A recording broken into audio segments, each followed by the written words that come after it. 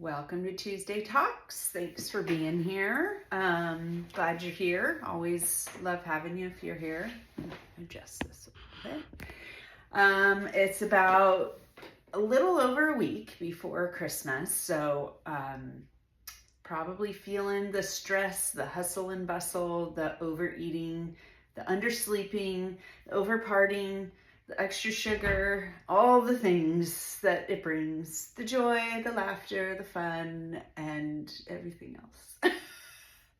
I'm really trying to slow down and savor this last week before Christmas and just try to enjoy it because I really, really do love this season, but I feel like every year, and I'm sure many of you can relate, it just feels so intense. It gets to the part where it's like, there's all the things and it's just like one after the other, and my mind is constantly going with, what do I need to bring to this dinner? What do I need to bring to this party? What do I need to go buy and make? What do I need to wrap? Who do I need gifts for? Where are we going this day? What's happening this day? It's just insane. I'm sure you can feel me. So stress goes up. I feel like even just driving, I can feel it in other people. I feel like there's more honking than usual.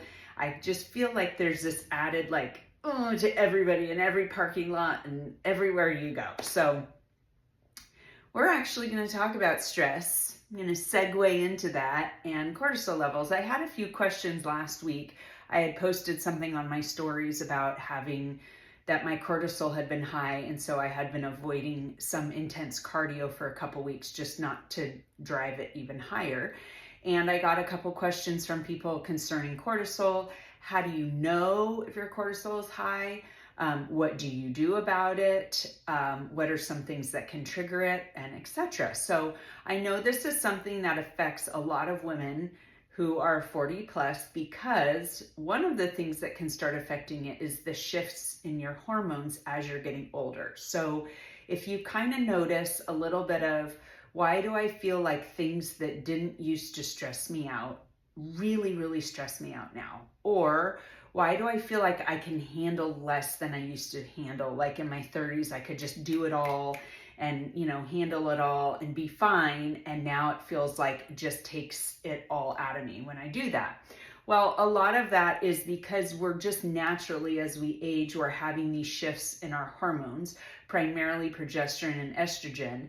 And that shift can actually drive cortisol to go higher just on its own. So without any help from outside stressors, which we already have a ton of, kids, life, sicknesses, starting to take care of our older parents, all the things that brings, then we have this shift in hormones, and then it just is a perfect storm of going all together.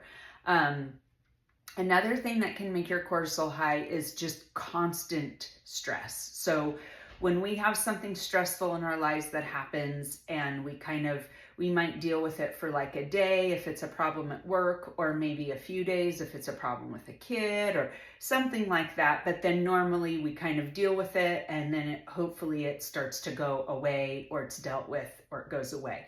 But if you have something in your life that is constantly there and creating this constant hum of anxiety, it can really cause your cortisol to spike. So what's happening when that happens with your hormones is, in order to produce this cortisol, because your body is stressed and it's trying to keep up with the stress, right? It's like an adrenaline thing.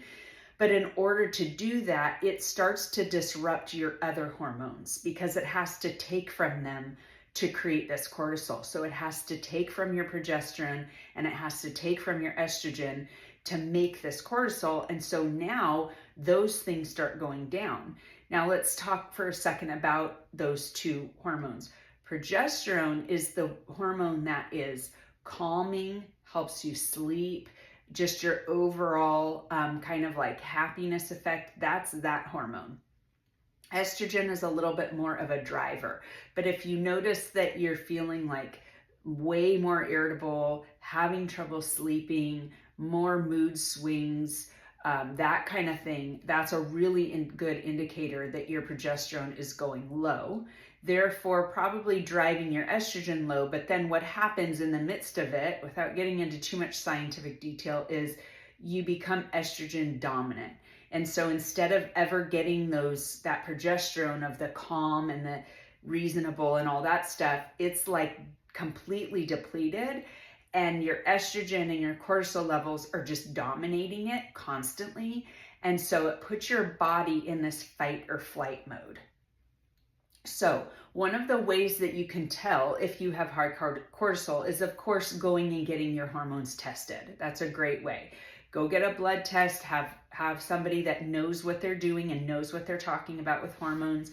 You should be doing it during a certain time of your cycle to get a correct reading, and it'll actually tell you where your cortisol levels are, and that can be really helpful. But let's say you just want to know and kind of have an idea without actually going and getting your blood tested. So here's a few things to really watch for.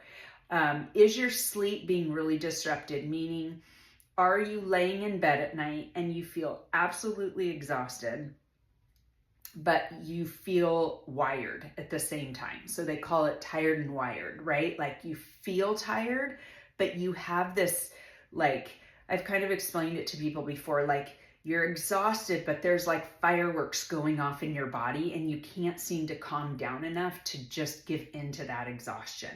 And a lot of times that can happen when you're falling asleep, or for me, it really comes at like 2 a.m. where I'm like all of a sudden awake. And there's actually been a couple times when I've woken up. I try not to look at my clock a lot when I wake up in the middle of the night, because I don't want to like do some sort of psychological thing to myself of like, oh, I have this many hours to sleep, all this stuff.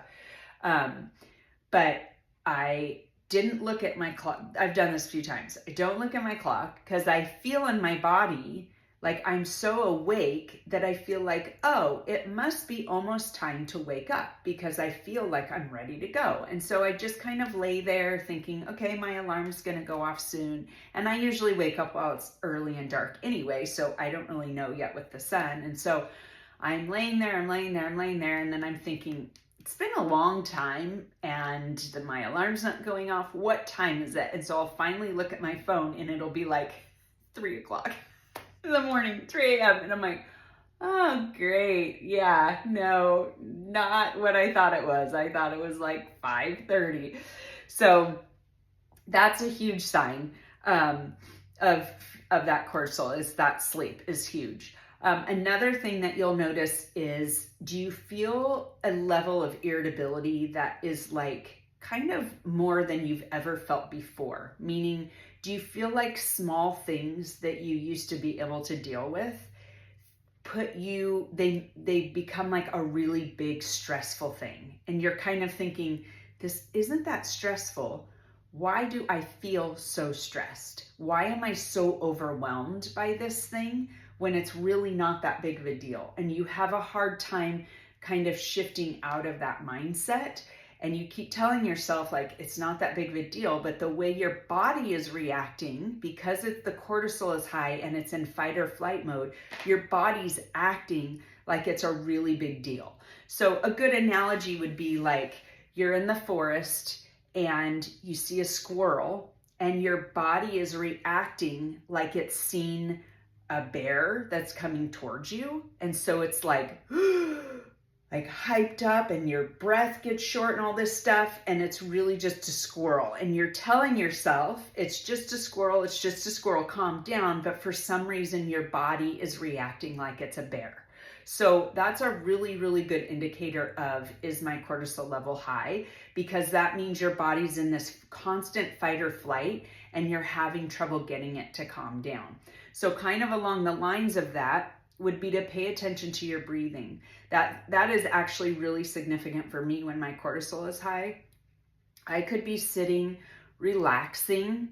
I could be sitting reading a book, maybe teaching a piano lesson that's not stressful at all. It's just relaxing and I'm focused and it's easy. And I feel like I can't catch my breath. So not like a panting, like I'm out of breath, like I'm running, but where like it's almost hard to take a deep breath. Like I go like that and then it catches a little in my chest and it just feels like everything is shallow and I just can't get a good, deep, relaxed breath in me. And that's a huge indicator. So you could actually check it by seeing like focusing on, can I take a deep breath? Because honestly, that's one of the things I was going to say to help with cortisol is getting your breathing down, because you're not noticing that it's shallow and it probably actually is.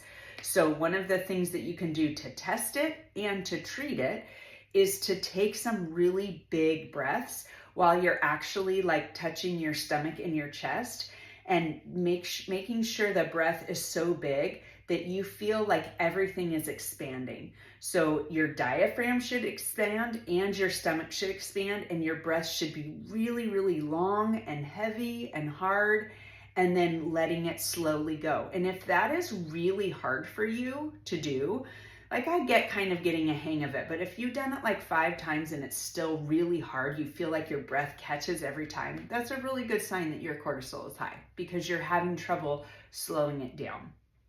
So here's a few more things besides breathing of things that you can do to help with your cortisol levels, okay?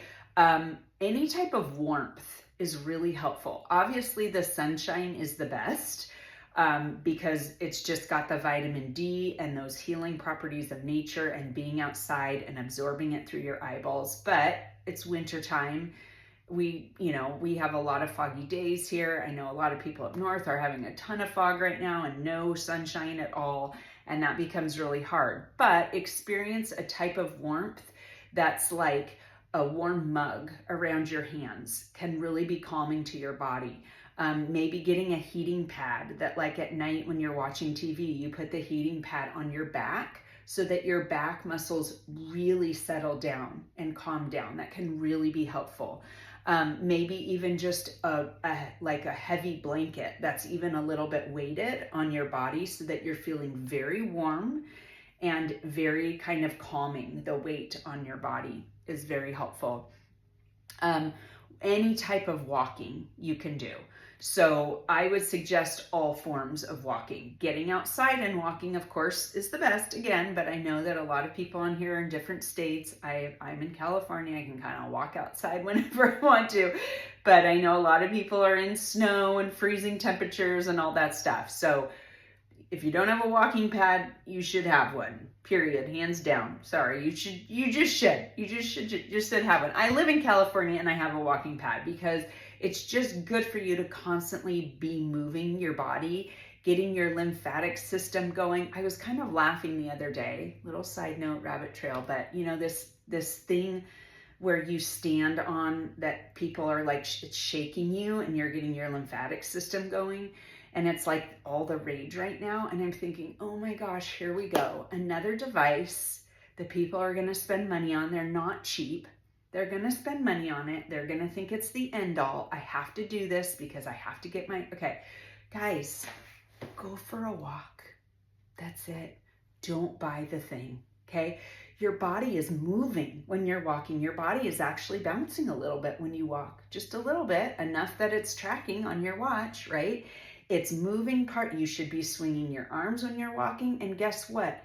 It's all going to get your lymphatic system going. So don't buy the things you shake on, please.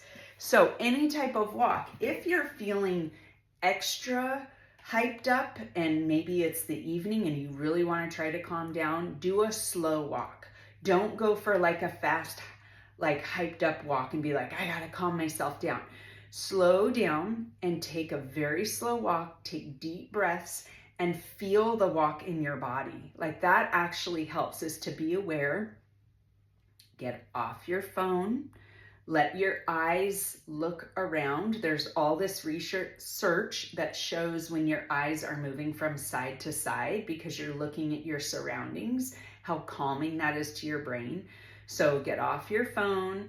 If you want to put on some calming music, walk slow and do those deep breaths. That is probably one of the best things that you can do in the evening just to get your body calmed down. I know a lot of people, the first thing they want to do is to go plop in front of the TV. I totally get that. I have that tendency too, but I always make sure I walk first just so I can kind of get that extra energy just kind of to level out, because it's kind of hard to like go and then just like hit the couch and you're just like wired, right? There's no like tone down for that time. So those are some suggestions. I'm going to wrap this up because I like to try to keep these short and not too long, because I want to be able to give you guys good information in a short amount of time. But hopefully that was helpful. I am not obviously a doctor, but I know a lot about these things, and I've studied these things a lot. And sometimes the answer is just some of the simplest things. So hopefully that was helpful. If you have any questions, as always, I love to answer them. I love to have conversations with people about this kind of stuff. Please let me know. And as always, I am here for you, cheering you on in your health and fitness journey. And I appreciate you guys so much. You guys are awesome. I'll see you next time.